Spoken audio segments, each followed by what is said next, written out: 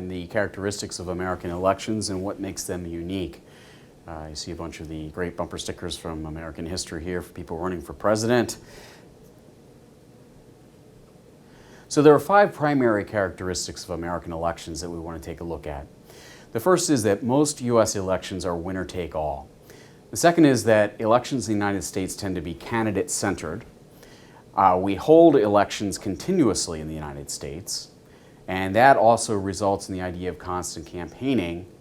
And finally, for industrialized nations, we have one of the lower rates of voter turnout in the United States compared to other industrialized democracies around the world. So let's explore each of those 5 characteristics as we talk about American elections. Now, the first thing is that elections in the United States are winner-take-all. And essentially that means that the person with the most votes in any race is the person that ends up winning. Now, that's the case in most elections in the U.S. So when you think about it, there are 435 members of the House of Representatives, and only one person represents each one of those congressional districts. And there will be 435 races. There just was in 2016, there'll be in 2018 and 2020. Every 2 years there are 435 races. They may be competitive, they may not be competitive. There may be only one candidate running, there may be multiple candidates. But in those districts, whoever gets the most votes wins. Now, you say that we don't really kind of have multi-member districts in any of our national institutions. We could say that at the U.S. Senate level, because we've got 2 Senate seats for every state, that would mean that they're multi-member districts.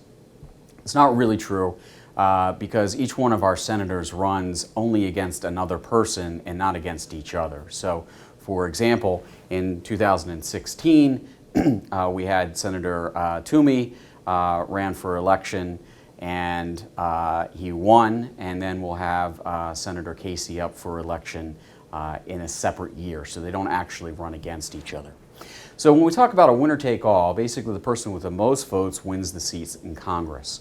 And if you think about that, that means that regardless of the margin of victory for that person running in the election, the winner wins and the loser gets nothing. All right. So for example, I've got a couple of interesting races that have taken place here in southeastern Pennsylvania over recent years. The 6th Congressional District, which is kind of around a little bit out in Montgomery County and part of Delaware County and a little piece of Berks County and a little bit of Chester County. It's a kind of a very weirdly drawn district. A really close race a couple years ago between Jim Gerlach and Lois Murphy. And you can see there that there are about 240,000 votes cast in that election. And Gerlach wins the election by roughly about 3,000, a little bit more than that. What happens? Gerlach wins, Lois Murphy gets nothing, right? Regardless of a close campaign. Give you another example. In the Pennsylvania 8th Congressional District, which runs up into Bucks County and a little piece of Montgomery County, a couple years ago, there was a very tight race between a guy named Patrick Murphy, who was one of the very first Iraq War veterans to be elected to Congress, and Mike Fitzpatrick, who was the sitting member of Congress there. And as you can see, there were about 250,000 votes cast in that election, and Patrick Murphy wins that race by about 1,500 votes. Murphy wins, he goes to Washington. What happens to Fitzpatrick? He gets nothing. Republicans in that district, while they may have voted very closely, 1,500 votes, get nothing for the effort there. So all of our elections in the United States pretty much are winner-take-all, and as a consequence of that, it tends to reinforce the 2-party system. So why? People often say, why is it that we only have Republicans and Democrats? Well, if you think about it, if there are only 2 candidates running against each other, for example here, people are going to vote for the Republican or the Democrat because they've got the best shot of winning. Now, that doesn't mean that there aren't other parties in the United States. So, for example, our 2 largest third parties, or I guess we could say non-major parties, are the Libertarian Party and the Green Party.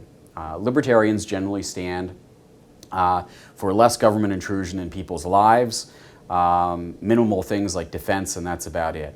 The Green Party is a party that stands for environment and social justice and environmental justice. And they would be kind of to the left of the Democratic Party. Libertarians probably would be considered to be to the right of the Republican Party. So if you think about that, if it's a winner-take-all situation, what you're going to have is people are going to take a look there and they're going to say, well, I do like a bit of what the libertarians are doing. However, realistically, only one of these two parties is going to win. It's either going to be a Republican or a Democrat. And if you're a libertarian, you'd probably say to yourself, well, I'd rather have a Republican win than have a Democrat win, therefore I'll vote for the Republican. And then nobody votes for the libertarians, right? Because the person with the most votes wins. So what this does is reinforces a two-party system, because no one wants to vote for a third party because they've got no chance of winning. But they've got no chance of winning essentially because of the two-party system and the winner-take-all. So it's kind of a catch-22. All right. Now, I've thrown up here on the table here a chart of all the political parties in the United States that were registered or somebody received votes for in the 2012 presidential election. So you can see that throughout the country we do have many other parties besides the Republicans and Democrats. So, you know, there are all kinds of, you know, people in here. There are conservatives, there are Change Party, you know, there are libertarians, progressives, the Revolt, and so on. So what we see is that it's not that we have a lack of parties, it's just that nobody wants to vote for these people because we have winner-take-all systems. And people generally think that if they vote for a third-party candidate, they're basically just throwing their vote away. Now, let's think about this for a second. What would be an alternative? Well, in some countries, an alternative to a single-member district would be what is called proportional representation. Right? So basically, the way that would work is you take all the votes across the entire country, right, which would add up to 100%. And whatever percentage of the vote that your political party got would be the percentage of seats that you would get within that body, within that version of Congress. So for example, if we had that in the U.S., if Democrats were to get 40% of the vote, they would get 40% of the seats in Congress. And you know, that really helps out minor parties here because it's much easier for people to get 7 or 8 or 9% of the vote than it is to get 50% of the vote. In most of the countries that have proportional representation, what you see is that there is a threshold that people have to cross in order to be able to get representatives, usually around 5%. So if you don't get more than 5% of the vote, you don't get any seats in Congress. And the reason why is you don't want a whole bunch of minor fringe parties to be taking over government, right?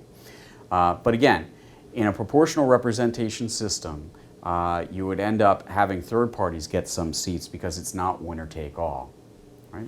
So to give you an example, the Knesset is the parliament of Israel, and they run with a proportional representation system. And this shows the results of the most recent election that they had at the national level in Israel. And you can see there that they've got a number of different minor parties here. So, you know, Likud, which is Prime Minister Netanyahu's party, which is roughly the equivalent of Republicans here in the U.S., got, you know, 23% of the vote, and they got 30 of the seats in the Knesset. The Zionist camp got 18% and got 24 seats, and on down the list. Right? So percentage of your vote equals the amount of seats that you got in the Knesset, and that's the idea of proportional representation. Now, I thought I'd do a little experiment here and just see how this might work out in the U.S. So this is the 2016 United States House of Representatives election. So this is all of the House races across the country, all 435 districts that were up for re-election. And there was a total of 128.7 million people that voted in these House elections. The Republicans got 63.2 million, Democrats got 61.8 million, and all third parties or independents or anybody that was not a Republican or a Democrat got 3.7 million, right? So let's see how this would work out under the system that we have, which is a single member district, versus a proportional representation system.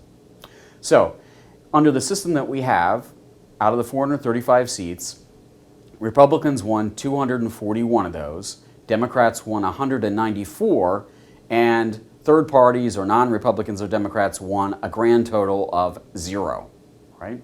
So Republicans got 56% of the seats and Democrats got 44% of the seats. Now, let's take the votes that are over here on your left-hand side.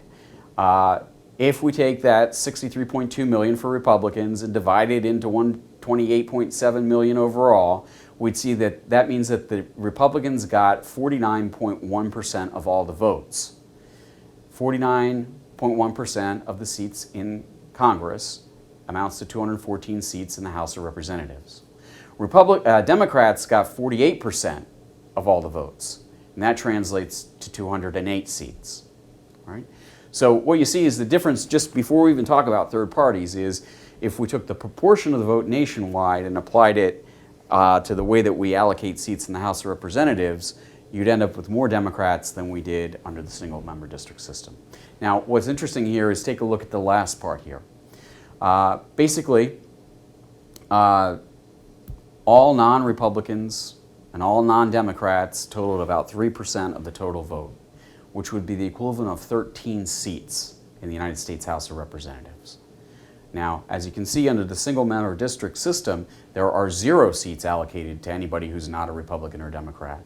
Under the proportional representation, since 3% of all the votes were non-Democratic or non-Republican, that would have meant that there would have been 13 seats for third parties.